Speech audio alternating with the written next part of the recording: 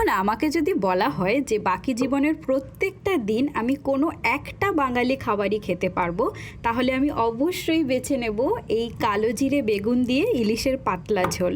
বাঙালি মাত্রেই এই মাছটার কাছে আমরা সবাই দুর্বল, আর সবচেয়ে ভালো টেস্ট বোঝা যায় এই পাতলা ঝোলেই। একদম হালকা করে 1 মিনিট নামমাত্র ভেজে তুলে নেব। এই তেলেই আমরা বেগুনটাকেও ভেজে নেব।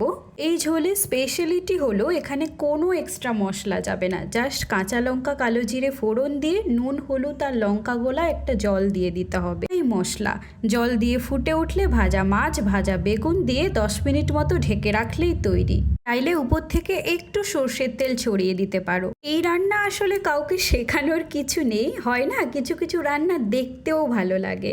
নিজেই স্ক্রল করতে করতে ইলিশের ভিডিও পেলে থমকে গিয়ে দেখতে থাকি। বর্ষার রানী কি আর সাধে বলে?